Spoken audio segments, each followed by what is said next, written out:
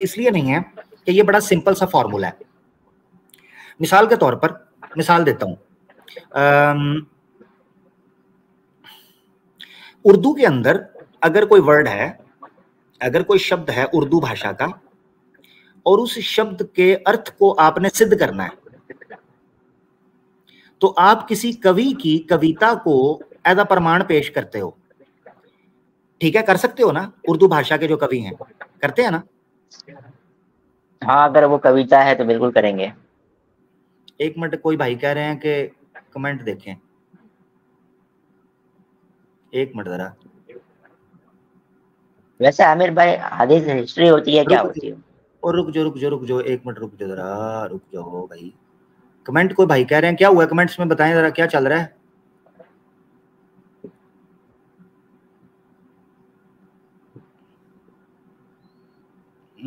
क्या कमेंट कर रहे हैं भाई कोई?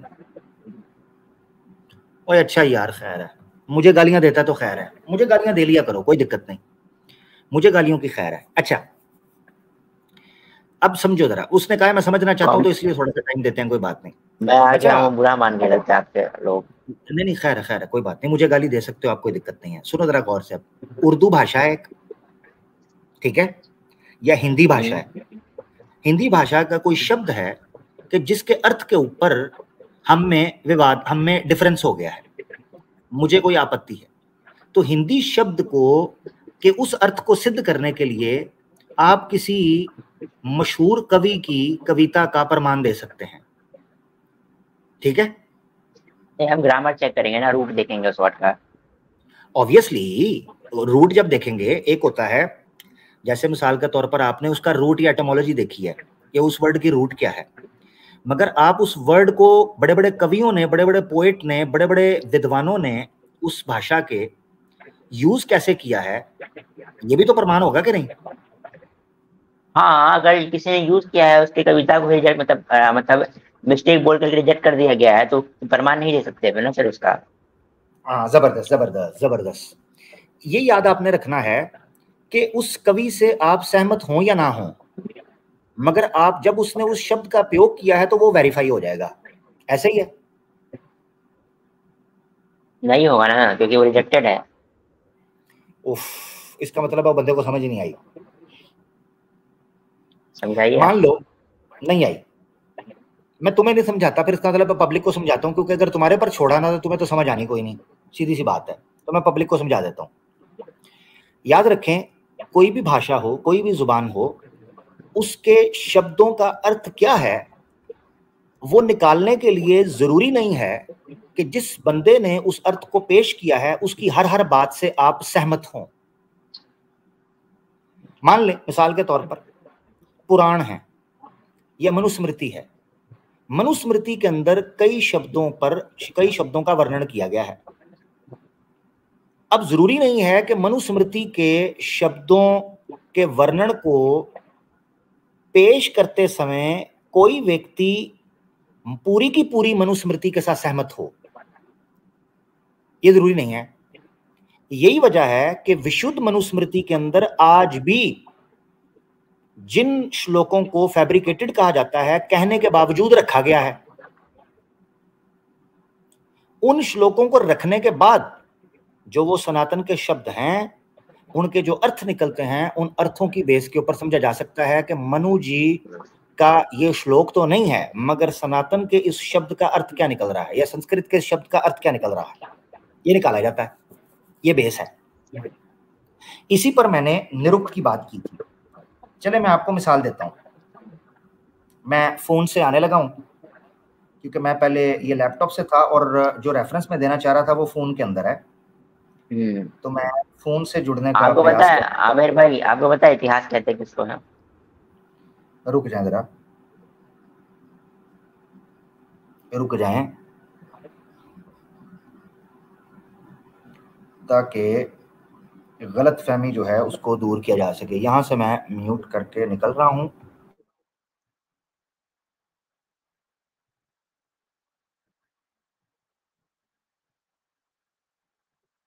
मेरी आवाज आ रही है आपको? आवाज आ रही है? हाँ हाँ बताएं, आप जवाब नहीं दे रहे, बस आप सनातन पे आ रहे हैं। रुके जरा, नहीं नहीं, वो भाषा का इशू है ना। असल में जो सवाल आपने पूछा है सुनन तिरमिदी, मैंने जिस कॉन्टेक्स्ट में पेश की थी, उस वक्त आप जो वर्ड पूछ रहे थे ना, वो वर्ड था, इधर गया बताइए। हाँ, रेप का वर्ड था। अब मिसाल के तौर पर मैं आपको एक मिसाल देने लगा हूँ। कौन सा वर्ड था आमिर निरुक्त भाई? निरुक्त की मिसाल मैं आपको पेश करने लगा हूँ। ये देखिए नहीं नहीं, आपके मैं कह रहा सामने, हूँ कि उस हदीस में रेप के लिए कौन सा वर्ड था आमिर भाई, बता देना ये, एक बार। हाँ, ये निरुक्त है।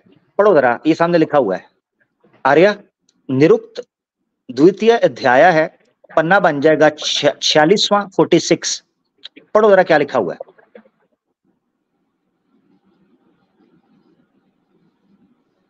समुद्र इन दोनों अर्थों का विभाग करे। इसमें एक इतिहास कहते हैं, कुरुवंश और ऋषि ने कोई दो पुत्र देवी और शंतनु हुए।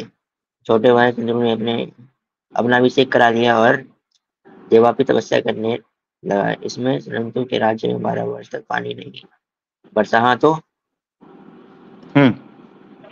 हाँ क्या प्रॉब्लम है इसमें? हाँ, इसमें प्रॉब्लम क्या, मैं आपको बताता हूँ। यहाँ पर किस अर्थ के ऊपर चर्चा की है ऋषि यास्का ने? कौन सा शब्द है जिसके अर्थ पर बात की है? ये जो समुद्र के बारे में बात कर रहे हैं, हाँ, और समुद्र के। इतिहास का भी जिक्र किया इन्होंने। समुद्र जो है, इन दोनों अर्थों का विभाग करें। पीछे बात चल रही है, वर्ड है अंतरिक्ष। अंतरिक्ष पर बात करते हुए समुद्र को भी तो अंतरिक्ष अंतरिक्ष के अंदर शामिल अंतरिक्ष किया। दिखाए ना, तो अंतरिक्ष पीछे दिखाए ना कहाँ पी, है? पीछे पीछे है ना, वो 10वें के करे पीछे है। मैंने पीछे, इसको क्रॉप करके तो इसलिए निकाला है। तो करे और पीछे सुन उसको, लेना लाइव पीछे यार, वाला को ऐसा। यार तू ने ना सीखना होता, तू वाकई टाइम जा पीछे करे। पीछे दिखा दूं पीछे हाँ, से?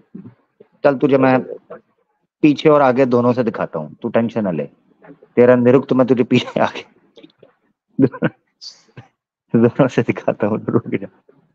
आप सनातन पे बात कर रहे हो ना, आप मतलब जवाब दे ही नहीं रहे। नहीं नहीं नहीं, समझो, जब भाषा विषय बनेगी ना, क्योंकि क्या हुआ था, आपने मुफ्ती साहब की हाँ तो स्ट्रीम पर आकर पूछा था, मुफ्ती साहब की स्ट्रीम पर आकर पूछा था कि रेप के लिए क्या वर्ड इस्तेमाल हुआ है इस्लाम में, ठीक है?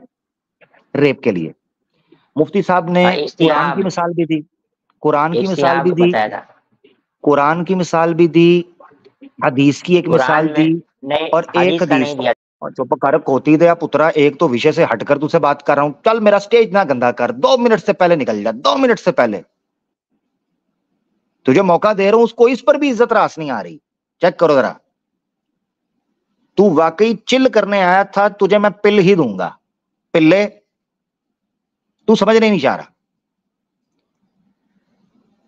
दोबारा सुन लें, जो सुनन तिरमिदी की रवायत, जिसको ये कह रहा है कि ज़ईफ है, मानकर चल रहा हूं कि वो ज़ईफ है। अब सुनो क्यों पेश किया। सुनन तिरमिदी की वो रिवायत इस्लामिक टीचिंग के तौर पर पेश नहीं की थी, दोबारा सुन लो, इस्लामिक टीचिंग के तौर पर वो रिवायत पेश की थी एक वर्ड के बताने के तौर पर कि रेप के लिए इस्तुकरिहत का वर्ड यूज हुआ है हदीस के अंदर। इसीलिए तुम्हें यह बात समझ नहीं आ रही कि जैसे निरुक्त के अंदर, ये तुम्हारे सामने पड़ा है, निरुक्त के अंदर ये कह रहा है, हिंदुइज्म की क्यों मिसाल दे रहे हैं, उल्लू के पट्टे संस्कृत की मिसाल दे रहा हूं ताकि तुझे कुछ सीखने को मिल सके।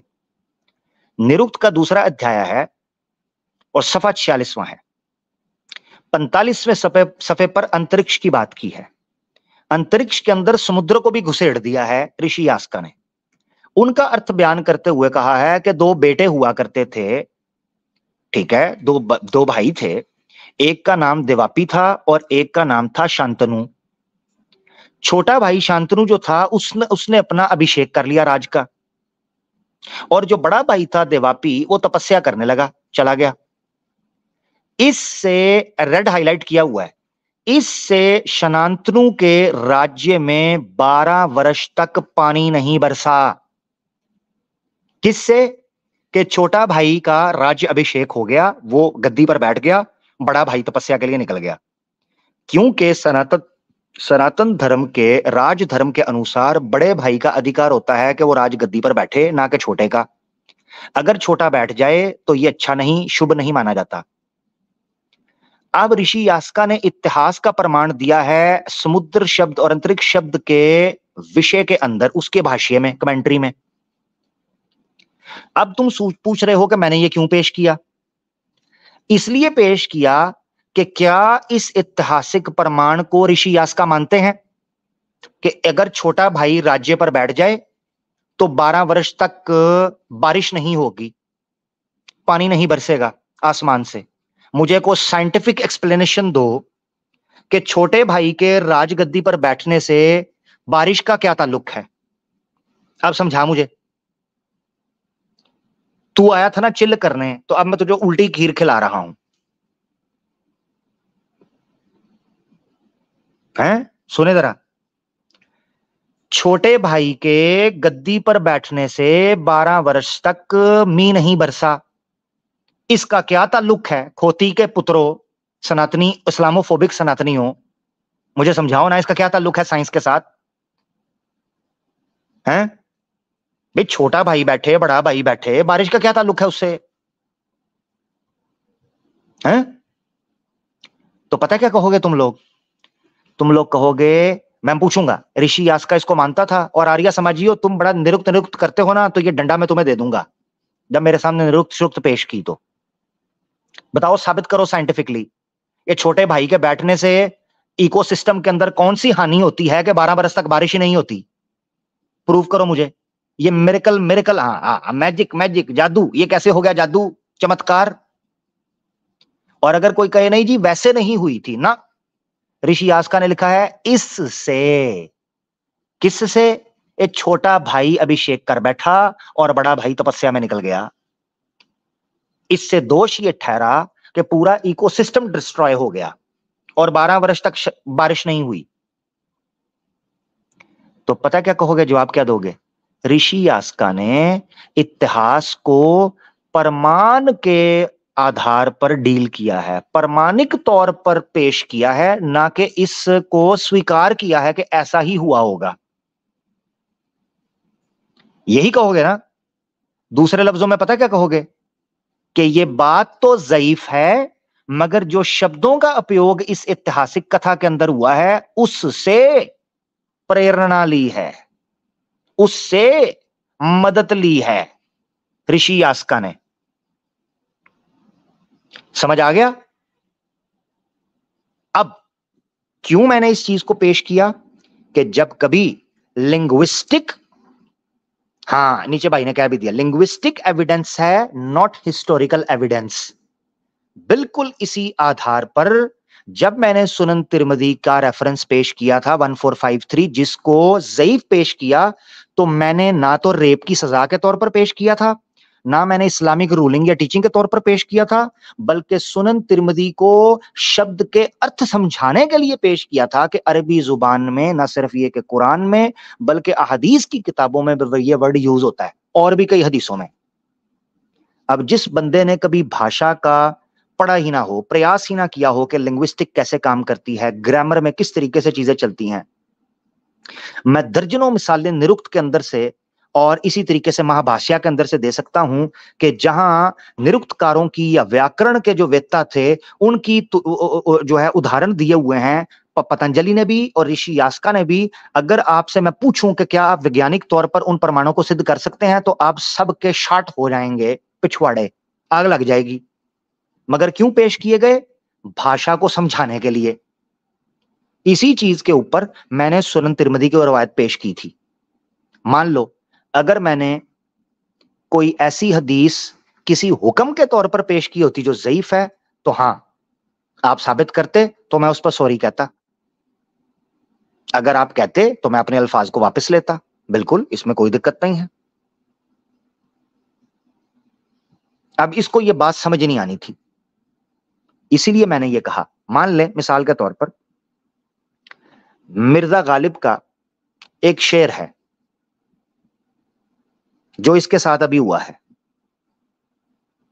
कि निकलना खुल्द से, इकबाल का है, अपना गालिब का है, कंफर्म करना पड़ेगा मुझे, तो गालिब ही याद पड़ रहा है, खैर जिसका भी है। निकलना खुल्द से आदम का सुनते आए थे, लेकिन बहुत बेआबरू होकर तेरे कूचे से हम निकले। अब ये शेर मैं पढ़ रहा हूं, ये गालिब का शेर है। ये उनके देखे से जो आती है चेहरे पे हंसी या रौनक, वो समझते हैं मरीज का हाल अच्छा है। अब मैं मिर्जा गालिब का ये शेर पढ़ूं तो क्या मुझे कोई आकर ये कहेगा कि मिर्जा गालिब की हर बात से सहमत हो जाओ? वो दारू पीता था, या उसमें थोड़े से निमुल हिदाना अकीदे थे, या जुआ खेलता था, तो चलो मिर्जा गालिब की हर बात को मानो। और मैं कहूंगा मिर्जा गालिब एक कवि था, पोएट था। उर्दू भाषा में शब्दों के अर्थों को या उनके उपयोग को समझने के लिए, व्याकरण को समझने के लिए मैंने गालिब के शेर को इस्तेमाल कर दिया। इतनी सी बात है। इसी तरीके से सुनन तिरमिजी के अंदर कई ऐसी चीजें। अब मान ले मिसाल के तौर पर उस दिन स्लेवरी के ऊपर बात हो रही थी, यही विष्णु साहब आए थे, मनुस्मृति के श्लोकों से यही सिद्ध कर रहे थे, जबकि विशुद्ध मनुस्मृति के अंदर वो श्लोक प्राक्षेप माने गए थे कि वो फैब्रिकेटेड है। मगर ये उनसे अर्थ समझाने के लिए, किसका? राक्षसा विवाह का। राक्षसा विवाह का अर्थ समझाने के लिए ऐसे मनुस्मृति के श्लोकों से उनसे सहायता ले रहे थे, उनको पेश कर रहे थे कि जो श्लोक विशुद्ध मनुस्मृति के अंदर प्राक्षेप्त बोले गए हैं कि ये फैब्रिकेटेड है। क्यों पेश कर रहे थे? क्योंकि शब्दों का अर्थ समझने के लिए। इतनी सी बात है, ठीक है। तो ऐसे यार चिल, तू इंसान दा पुत्र बन यार, इंसान बन जा, को काम की बात कर। ना तू खुद समझता है, ना कुछ किसी को समझने देता है। अच्छा भला तुम्हें समझाने की कोशिश कर रहा हूं कि वो हदीस सुनन तिरमिजी की किस कॉन्टेक्स्ट के अंदर पेश की गई थी, किस कॉन्टेक्स्ट के अंदर उसको यूज करना चाहिए। इतनी सी बात है, ये बात समझो। स्टेज छोड़ दे, गंदा ना कर मेरा स्टेज। तेरे जैसे बंदे स्टेज के पीछे भी ना बैठे, निकल जाएं पतली गली से। आई होप इसको समझ आ गई होगी कि क्या बात थी। वापस आ जाए टॉपिक के ऊपर, लौंडीबाजी। लौंडीबाजी के ऊपर आए। ये आया जी, मीमर आया है, मीमर। हेलो, कैसे हो भाई? हाँ, आर्या समाज से हो? मैं आपके सवाल देखने आया हूँ, मतलब जो आपने 5 मेरे से पूछे थे ना पहले। आर्या समाज से हो? नहीं, मतलब आर्य समाज की तरफ हूँ जी। आर्या समाज से हो या उनकी तरफ हो? तरफ कितना को तरफ हो? 50%। अच्छा, उन 50% में से कोई एक बात बताओ जिसमें उनकी तरफ हो, बताओ। इसमें साइंटिफिक चीजें जो आपने मुझे रिफ्यूट करने की कोशिश करी थी, तो वो मैं आपको साबित करने आया हूँ। यानी सुने, आर्या समाज में जो साइंटिफिक चीजें हैं उन पे 100% उनके साथ हो, ठीक है। वेदों में जो 100% साइंटिफिक है, आर्या समाज ने पेश किया, उनके साथ हो। हाँ, लेकिन पहले मैं आपको वो 5 मिनट की प्रेजेंटेशन दूंगा। भाई मान लो ना 5 मिनट की प्रेजेंटेशन, मैंने को आपसे पैसे पकड़े हुए हैं भाई 5 मिनट की प्रेजेंटेशन के चक्कर में। नहीं, अभी तो टॉपिक जो चल रहा है मैं उस पर रखना चाहता हूँ। मगर आपके साथ चूंकि आप कहते हो मैं आर्या समाज के साथ हूँ, तो मैं देखना चाहता हूँ कितनी को देर साथ देते हो। अभी आप आ गए हो 50%। अभी उन 50% से भी मैंने पूछा, सुने जरा, उस 50% के अंदर भी मैंने पूछा कि आप कितने % उनके साथ हो। आपने कहा साइंस, विज्ञान के ऊपर, साइंटिफिक चीजों के ऊपर, और वो भी साइंटिफिक चीजें जो वेद के अंदर हैं। क्योंकि ना तो आपने सत्यार्थ प्रकाश पढ़ी है, ना आपने दूसरी पुस्तकें पढ़ी हैं। चैप्टर 8 पढ़ा मैंने, चैप्टर 8 वेद में उनके साथ हो। हाँ, अभी मैं आपका सवाल तो ले लूं। चलो, वेद में उनके साथ हो तो चलो, वेद में उनके साथ हो तो चलो, वेद का ये सवाल, ठीक है। वेद, सुने ना जरा, साइंटिफिकली सुन लें, साइंटिफिकली वेद में उनके साथ हो तो बड़ा सिंपल सा सवाल पूछने लगा, बड़ा सिंपल सा साइंटिफिकली। मैं सब जवाब दूंगा, पहले मेरे से आप एक थोड़े आंसर तो ले लो पहले जो आपने पूछे भाई। सुन लो, जो पहले पूछे हैं उनको इकट्ठा करते रहो। अभी बहुत है स्टॉक मेरे पास, बहुत है सवालों का। यार देखो, अभी मैंने 2+2 सुने जरा, अभी मैंने 2+2 = 4 की तरह आपसे एक चीज समझी है। क्योंकि आपसे मैंने कंफर्म किया है आप आर्या समाजी हो या आर्या समाजी के साथ हो। आपने कहा मैं साथ हूं। मैंने कहा कितने %? आपने कहा 50%। अभी ये बड़ा इजीली चल रहा है। फिर आपने कहा, मैंने पूछा 50% में से कोई एक पॉइंट बताओ। आपने कहा साइंटिफिक, ठीक है ना। फिर आपने बताया वेद में, सिर्फ इधर उधर नहीं जाना दूसरी पुस्तकों में, ठीक है ना। लो जी, अब आर्या समाज की वेद से सवाल पूछने लगो, आपकी स्क्रीन के ऊपर है। मुझे साइंटिफिकली प्रूव करना है इस चीज को। ऋग्वेद है, मंडल 10 है, सूक्त 85 है और मंत्रा है 30। यहां पर लिखा हुआ है, रजस वाला का स्पर्श पति को नहीं करना चाहिए, इससे उसकी देह दुखदायक रोगी बन जाती है। कह रहे हैं पीरियड्स के अंदर मर्द का औरत को छूना भी नहीं चाहिए। स्पर्श कहते हैं सिर्फ टच भी नहीं करना चाहिए। अगर मर्द औरत को, पत्नी को, बेटी को, माँ को रजस्वला होने के समय पर स्पर्श करेगा, वो दुखदायक रोगी हो जाएगा, उसको बीमारी लग जाएगी। साइंटिफिकली प्रूव करना है कि किस प्रकार औरत को पीरियड्स के अंदर केवल टच करने की बेस के ऊपर आदमी रोगी हो जाता है। टच, स्पर्श लिखा है, संभोग नहीं, स्पर्श। जी सिद्ध करें। हाँ ठीक है, मैं साबित कर दूंगा अगली बार आके, आई प्रॉमिस। लेकिन मेरे से अभी आप बस ठीक है, अगली बार आए। बहुत शुक्रिया, अगली बार आए जी, इतनी सी बात है, अगली बार आए, ज्यादा टाइम नहीं वेस्ट करते हम। लो जी, अगली बार भाई, सारे अगली बार देने हैं तो अब की बार क्या करना है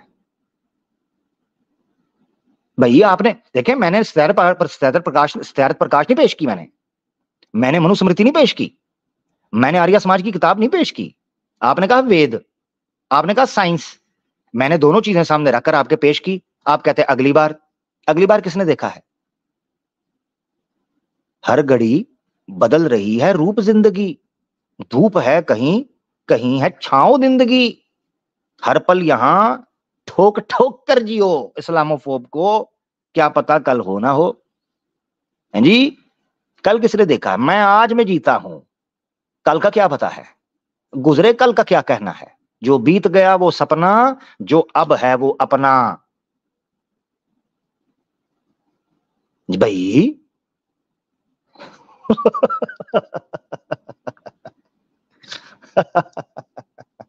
कमाल है। एडम मीमर साहब भी कहते होंगे मेरे साथ करता क्या है ये, मुझे समझ नहीं आ रही इस बंदे की।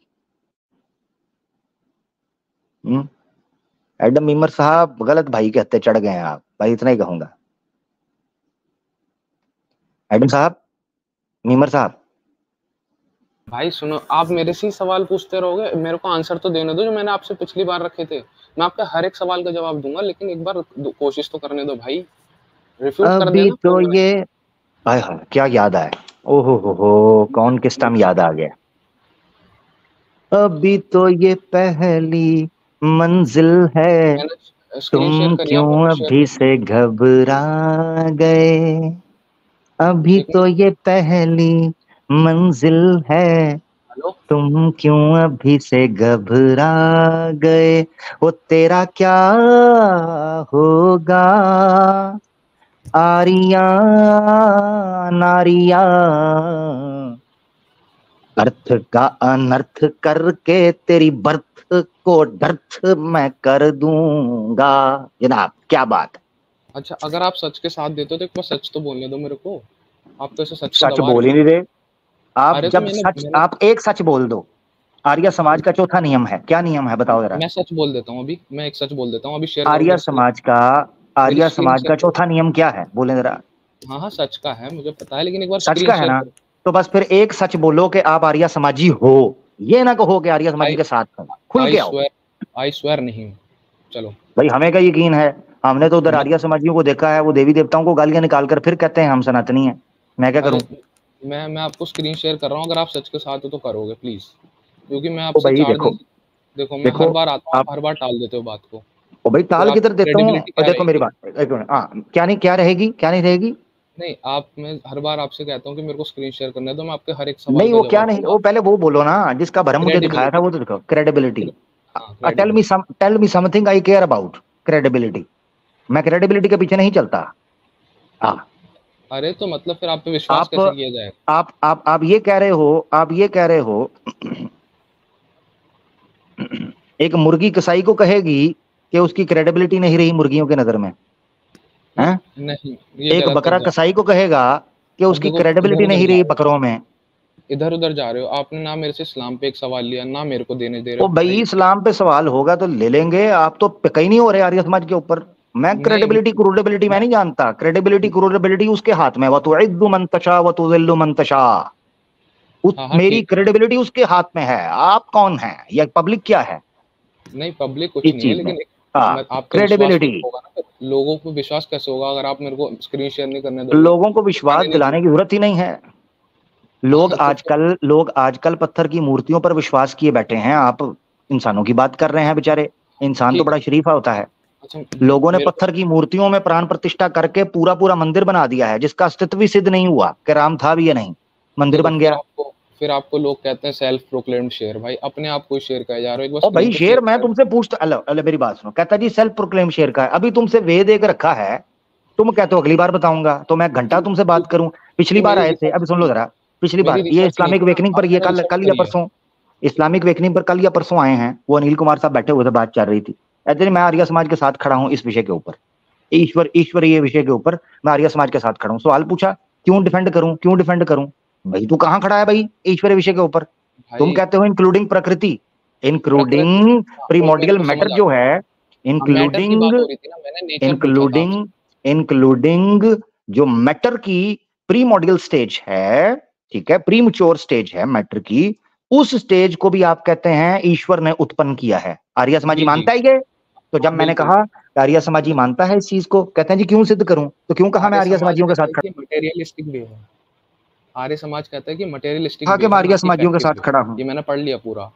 सही कह रहे थे आप। वो मेरे को प्रकृति आपका लगा नेचर, वो मुझे ये नहीं सही लगा सही था कह कि रहा वो हूं, मैटर। सही, सॉरी, अब मैंने सुना आपको, सही कह रहा था मैं? नहीं, वो मुझे ये तब ये लगा था कि अब नेचर की बात, प्रकृति के दो मतलब होते हैं यानी ना, मैटर इसका और मतलब ये है कि नेचर। मैं सही कह रहा था ना कि आप आर्य समाजियों का जो पक्ष है उससे हटकर खड़े हो, वो कुछ और मानते हैं, आप कुछ और, इसमें तो नहीं, मैं नहीं, ठीक था नहीं, ना? नहीं, नहीं। अच्छा मेरे को भाई आंसर देने देंगे आप? नहीं, पिछली अभी तो आपने बोला आप सही कह रहे थे, इतना देखो मुकर गए फिर हो आप यार। मुझे उलझा रहे हो, फिर वही बात होगी, आप निकाल दोगे। सच बता रहा हूँ। अच्छा सुनो जरा, सुनो सुनो सुनो। हाँ, आपने कहा था प्रकृति भी इंक्लूडिंग है, ईश्वर ने उसको बनाया है, ठीक है ना? प्रकृति मेरे को लगा था उस वक्त नेचर। मेरे को दो मतलब पता है ना प्रकृति के। एक तो नेचर का पता था जब मैंने उसका 7th 8th चैप्टर पढ़ा सत्यार्थ प्रकाश प्रकृति का। एक, सुने जरा, अच्छा ठीक प्रकृति है, के दो मतलब होते हैं ना, एक नेचर होता है ना। प्रकृति का मतलब नेचर होता है, ये कहाँ लिखा हुआ है? प्रकृति हम ऐसे बोलते नहीं कि ये प्रकृति कितने आसपास का, प्रकृति कितनी ओ साफ यार है ये। जाने दो यार, मीमर, जाने दो यार, अच्छा, क्यों तंग करते हो यार हमें? तो मैं कहाँ आपको लिखा दिखा हुआ है देता हूँ। प्रकृति नेचर को कहते हैं? भाई प्रकृति कहते नहीं है कि नेचर कहते हैं ना। एक सेकंड मैं अभी देख के गूगल, बताता अरे अरे अरे देखो गूगल सर्च कर रहा है दोस्तों, अरे देखो गूगल सर्च कर हूँ, रही, अभी दिखा जस्ट देता हूँ। Google it, just Google it. भाई गूगल हराम है क्या? गूगल हराम होता है क्या भाई? क्या हो गया? स्क्रीन शेयर की हुई है गूगल शेयर का? भाई मैं तो बोल के करता हूँ ना जी, जस्ट गूगल इट सर, और गूगल हाँ, गूगल कर रहा था।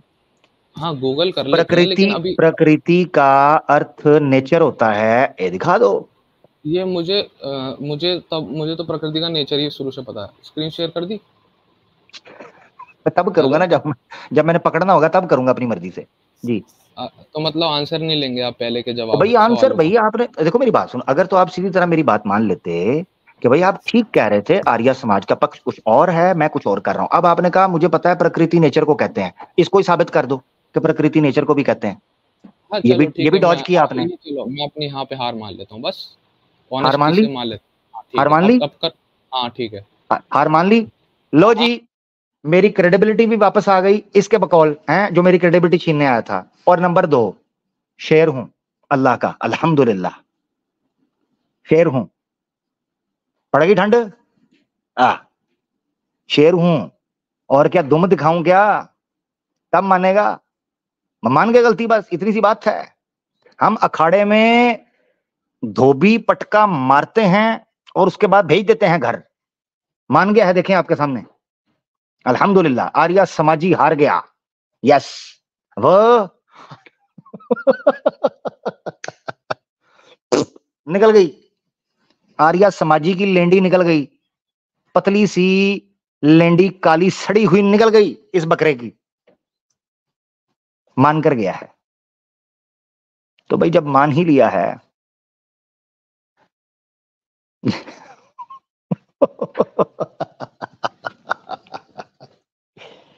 अल्हम्दुलिल्लाहिल्लज़ी आफ़ाना मिम्मा इब्तलाहुम बिही व फ़द्दलना अला कसीर मिम्मन खलक़ तफ़ज़ीला। तुम्हें बताया था यार, तुम मोमिनों को ले रहे हो हल्के में। असल में तुम लोगों का वास्ता पड़ता रहा पुरानिकों, आर्य समाजी चौड़े होते रहे इस बेस के ऊपर कि पुरानिकों को बेचारों को चुप करा लिया, बौद्ध को दबा दिया, जैनियों को थ्रेट कर दिया, इस्कॉन वालों की गर्दन दबा दी, हाँ जी, क्रिश्चियन मिशनरीज के साथ टीम पटास कर लिया, टीटो पार्टियां की, और समझा ये कि जनाब हम बड़े योद्धा हैं। उल्लू के पट्ठो मुसलमान हैं ये, मुसलमान, पुतलूने गीली हो जाएंगी उनकी भी, जिनमें प्राण प्रतिष्ठा करते हो। तुम क्या हो? कमाल है।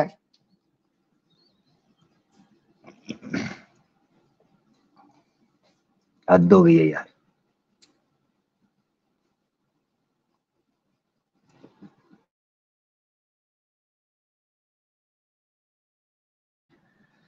तो यार टाइम तो मैंने अभी देखा, ये 4.5 घंटे हो चुके हुए हैं। खम ठोक कर कहता हूं मीमर, तू मेरे लिए एक मक्खी की मानंद है। मीमर मक्खी, किंग कॉन्ग मक्खियां नहीं मारता, कितनी बार ये बता चुका हूं। यू आर नथिंग मेरा भाई। हाँ इंसान है, उस इंसान के तौर पर आपका सम्मान करूंगा भाई, मगर जब आप इस युद्ध के अंदर हमारे सामने उतरेंगे, यानी कि लाइव स्ट्रीम में, ऑब्वियसली सर सॉरी, हम आपकी वखियां सेक कर रख देंगे दलाइल के साथ। अब इसको भी गूगल कर ले, वखियां सेकना किसे कहते हैं। हाँ अभी पीछे गूगल कर रहा है, अरे अरे गूगल कर दा भाई। जब फिर इसका भी गूगल कर कि वखियां सेकना किसे कहते हैं।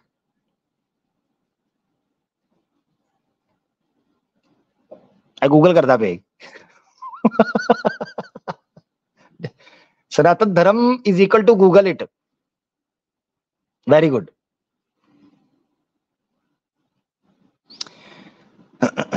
खैर, तो ये चीज है, किसी आर्या समाजी माई के लाल में दम हो कि जो अपनी मां का नहीं बल्कि पिता का दूध फीडर पर, जो फीडर की निपल होती है उसको चकियां मार मार कर पीता रहा है अपने पिता का दूध, आर्या समाजी और मैदान के अंदर आए। मगर मुकरने नहीं दूंगा मैं उसके बाद कि मैं 50% हूं, मैं 18% हूं, मैं 1% हूं, मैं 5% हूं। ना ना ना ना ना, जो बंदा हिपोक्रेट और मुनाफिक होगा उसकी मास्क उतारने से पहले चड्डी उतारूंगा मैं, याद रखना। क्योंकि ठप्पा पहले पिछवाड़ों के ऊपर लगाऊंगा मैं, उसके बाद मास्क उतारूंगा। बल्कि मास्क खुद उतर जाएगा जब पिठी के ऊपर ठप्पा लगा ना, मास्क खुद ब खुद उतर जाएगा। तो एक तो ये चीज थी। तो मैंने कहता जी सेल्फ प्रोक्लेम्ड शेर, अल्हम्दुलिल्लाह अल्हम्दुलिल्लाह, अशिद्दाउ अलल कुफ्फारि रुहमाउ बैनहुम, अल्हम्दुलिल्लाह। हम ठोक कर सीना चौड़ा करके कहते हैं तुम्हारी ऐसी की तैसी इस्लामोफोब्स की, तुम्हारी ऐसी की तैसी। हम ठोक कर कहते हैं जिसमें दम है मैदान में निकले, लग पता जाएगा। रोंदे शकलां नूं, रोंदे जमन नूं, रोंदे धर्म नूं, रोंदे भरम नूं। अल्हम्दुलिल्लाह। बाकी जहां हमारे अल्लाह के सामने हम झुकते हैं, जहां हमारे मुसलमानों के साथ बैठने की बात, भाई ना ना ना, वो हल्का है यारा तो रेशम की तरह नर्म हो, हल्का है यारा तो रेशम की तरह नर्म, रज़्म हक व बातिल हो तो फौलाद है मोमिन। ये रंग तुम ही देखते हो, ये खौफ तुम्हारे दिलों पर है, ये थरथराहट तुम्हारी आत्माओं में है, ये लर्जा तुम्हारे ऐवानों में है, ये घबराहट तुम्हारे मजमों में है, ये मातम तुम्हारी सफों में है, ये उलझन तुम्हारे दिमागों में है। मगर जब हम अपने मुसलमानों के साथ होते हैं, जब अपने यारों में अपनी महफिल में बैठते हैं, आहा, कौम मजहब से है, मजहब जो नहीं तुम भी नहीं, जज्बे बाहम जो नहीं, महफिल अंजुम भी नहीं। जब महफिल अंजुम सजती है फिर तो तुम हमारी मुस्कुराहटों को देखा करो, कभी देखा नहीं क्या? तो हाँ हाँ, हम शेर हैं। हाँ हम अल्लाह के शेर हैं, क्योंकि हम मुसलमान हैं, क्योंकि हम ईमान लाते हैं उस एक खालिक के ऊपर कि जिसके सिवा हम किसी के आगे नहीं झुकते, जिसके सिवा हम किसी से नहीं डरते, जिसके सिवा हम किसी को खातिर में नहीं लाते, जिसके अलावा हम किसी से प्रार्थना और दुआ नहीं करते। हाँ, यही है हमारा जज्बा। अब तुम्हें क्या पता? बहुत अच्छे। बंदर को क्या पता अदरक का स्वाद है? इनको क्या पता?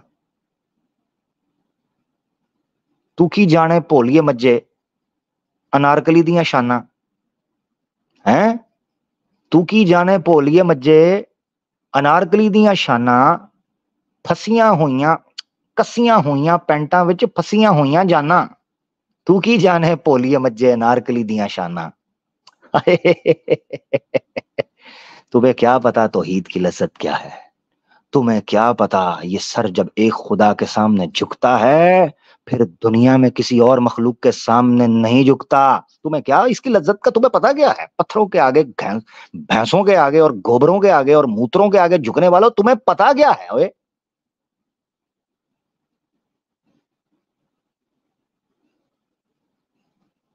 ये सोच हैं यार, तुम इसका मतलब है तुम ये मैं सनातनियों को बता दूं, इस्लामोफोबिक को खात, इसका मतलब है तुम हमें पढ़ ही नहीं पाए। तुम हमें शत्रु कहते हो ना, कम से कम शत्रु की जानकारी तो होनी चाहिए। तुम हमारी नफ्सियात को, हमारी साइकोलॉजी को, हमारे ईमान को, हमारे इस्लाम को समझ ही नहीं पाए। दुख इस चीज का है। काश सनातनियों तुमने मुसलमान के ईमान के जज्बे को देखा होता। तुम्हें मिले वो लोग छपरी जो बेचारे इधर उधर पैदा हो गए, जिनको पता नहीं। तुमने समझा जैसे सनातन जन्म से होता है वैसे ही मुसलमान भी जन्म से हो गया। हम नहीं मानते, हम मुसलमान होशो हवास में मानते हैं। होशो हवास में। तभी तो इस्लाम में शरीयत की तकलीफ भी होशो हवास में दी जाती है, बालिग होने के बाद और बच्चा जवान होने के बाद। क्यों? क्योंकि असल इस्लाम तो शुरू ही तब होता है, उससे पहले क्या है? तो हमें समझ तो लो, हमें जान तो लो कि औरों से कहा तुमने, औरों से सुना तुमने, औरों से कहा तुमने, फिर औरों से सुना तुमने। कुछ हमसे कहा होता, कुछ हमसे सुना होता। हम तुम्हें बताते हम क्या हैं, हम तुम्हें दिखाते हम क्या हैं। अल्हम्दुलिल्लाह। और जिस दिन समझ जाओगे बच्चा, जिस दिन समझ जाओगे कि एक मोमिन होता कौन है, उस दिन उसके सामने बैठने की औकात नहीं रहेगी। सिर्फ एक ही तरीका होगा, सर शर्म से झुके होंगे, आंखें खौफ से धुंधला चुकी होंगी और जिस्म पसीने से शराबूर होंगे। और फिर यही कहोगे कि हम कलमा पढ़ना चाहते हैं। आह आह, क्या एंड हुआ है। अत्यंत खेद है हमें कि दिख गया छेद है तुम्हें। बस इसी चीज के साथ दोस्तों आपसे इजाजत लेंगे। 4.5 घंटे हो चुके हैं। आई होप आप लोगों को इब्तदाई स्ट्रीम के अंदर बहुत कुछ सीखने को मिला होगा, बहुत कुछ समझने का मौका मिला होगा। गलती कुताई को माफ कीजिएगा, बुरा मत मानिएगा। प्रोग्राम को जरूर शेयर करें। मैंने आपको बार बार बताया, लाइक करना ना भूला करें। Like is the most important participation जो आप कर सकते हैं, याद रखें। शेयर करें ना करें, यहां तक बोल रहा हूं, इससे आप समझ सकते हैं। ये इंपॉर्टेंस बताने के लिए ए नहीं ओला, बहुत अच्छे। ये नहीं कि बोलूं शेयर नहीं करना तो शेयर नहीं करना, ओ वो भी करना भाई। इंपॉर्टेंस समझा रहा हूं। लाइक की इंपॉर्टेंस समझें कि शेयर ना भी करें, जो आया है वो लाइक करके जाए, उसके बगैर नहीं जाए। क्या इसका फायदा मुझे होगा? मुझे नहीं। इसका फायदा इस कंटेंट को होगा, जिस कंटेंट को आप अगर शेयर करेंगे तो कई लोगों तक ये बात पहुंच सकती है। पॉइंट नंबर 1 रिकमेंडेशन में आएगा। पॉइंट नंबर 2, बड़ी तादाद में, मैंने आपको बताया, ग्रुप्स के अंदर चैनल्स के लिंक डालकर रिपोर्टिंग करवाई जा रही है। उस रिपोर्टिंग का नुकसान होगा कि हम आपसे मुखातिब नहीं हो पाएंगे। वैसे तो ऑब्वियसली मैं आपको हर जगह पर नजर आ जाता हूं, उसकी टेंशन नहीं है, मगर जारी बात है कुछ चीजें मैं अपनी जगह पर खुल के बोलता हूं, और ऐसा नहीं है कि वो, यानी यूं समझें कि मैं कोई शरीफ को कोई इस तरह समझें कि ये नहीं है कि मैं उस जगह पर बात नहीं करता या इस जगह पर या मैं अपनी जगह। मकसद कहने का ये होता है कि ऑब्वियसली जब उलमा की मजलिस होती है, जैसे मिसाल के तौर पर मुफ्ती साहब के पास मैं मौजूद होता हूँ, तो मैं कोशिश करता हूँ कि हमेशा अपने आप को मुफ्ती साहब से सीखने और उनके माहौल और उनसे अखलाकियात सीखूं, या उनसे जो सब्र है, तहम्मुल है, वो सीखूं। कैसर भाई के साथ बैठता हूं तो उसमें भी मेरी कोशिश होती है कि जो हमसे इल्म में बड़े लोग हैं, समझदार लोग हैं, और इसी तरीके से अल्लाह ताला ने उनको सब्र का मलका दिया है, तो ये एक मेरे ऊपर ये चीज वाजिब है कि भाई हम जब उनके मजलिस के अंदर बैठे तो हम अपने आप को कंट्रोल करें।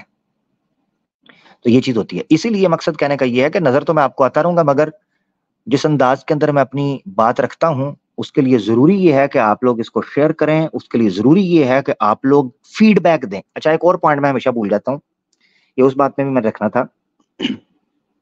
आपने अक्सर नोट किया होगा कि वीडियो गुजरती है तो गुजरते हुए आपको ब्लू कलर का फीडबैक का एक बॉक्स नजर आता है जिसमें इमेजेस बने होते हैं। किसी जगह पर स्माइल है, किसी जगह पर सैड है, किसी जगह पर शॉक्ड है, इस तरह के इमेजेस बने होते हैं, और ऊपर लिखा होता है कि योर फीडबैक, कि आप वो बताएं कि क्या चीज जो है ना वो इस वीडियो से आपको पता चली है। उस फीडबैक को मिस ना किया करें। जब भी वो फीडबैक आए ना किसी वीडियो के बारे में, समझ जाए उस वीडियो के बारे में रिपोर्टिंग हुई है, ये याद रखा करें। ये उसका एक साइन है कि अगर कभी आपको किसी हमारी वीडियो, हमारे किसी चैनल जो ईमान यूनियन की टीम है उनके चैनल्स के ऊपर कभी आपको ये फीडबैक इस तरह नजर आए, तो आपने समझ जाना है कि आपने वहां जरूर रुक कर उसको, जो भी आपको फील हुआ है, अगर वो इंफॉर्मेटिव लगी है, अगर वो आपको एंटरटेनिंग लगी है, आपको हेल्पफुल लगी है, जो भी आपकी फीलिंग है, आपने अपना फीडबैक जरूर देना है। उस फीडबैक से ये कंटेंट रिकमेंड होगा और कई लोगों को, और इससे पैगाम दूर तक पहुंचेगा, जो कि हमारा मकसद है। देखें, वॉर की एक स्ट्रेटजी होती है, ये वॉर ऑफ नैरेटिव्स है, वॉर ऑफ आइडियोलॉजीज है। सोशल मीडिया हमारा एक माध्यम है जिससे हम बात कर सकते हैं। तो ऐसी सूरत में आपको जरूरी है कि हम इस वॉर की स्ट्रेटजी को उसी स्ट्रेटजी के साथ लड़ें जिससे हम इसको विन कर सकते हैं इंशाल्लाह। तो उसको विन करने के लिए चीजें हमें कहनी पड़ती हैं और आपके सामने रखनी पड़ती हैं। अपना ख्याल रखें दोस्तों, गलती को माफ कीजिएगा, को बात अगर मेरी तरफ से कुछ सख्त निकल गई हो, उन सनातनी दोस्तों के लिए जो इस्लामोफोबिक नहीं है, मैं उनसे क्षमा चाहता हूं, मुझे माफ कीजिएगा। मगर आप अकेले नहीं हैं जो हमें सुनते हैं या हमें ज्वाइन करते हैं। आपने देख लिया कुछ ऐसे सनातनी भी हैं कि जो तमाशे करते हैं, शरारतें करते हैं। ऐसी सूरत में हमें डील करने के लिए मजबूरी है। अपना ख्याल रखें दोस्तों, मिलते हैं अगले प्रोग्राम के अंदर। फीमान अल्लाह, अस्सलामु अलैकुम व रहमतुल्लाहि व बरकातहू।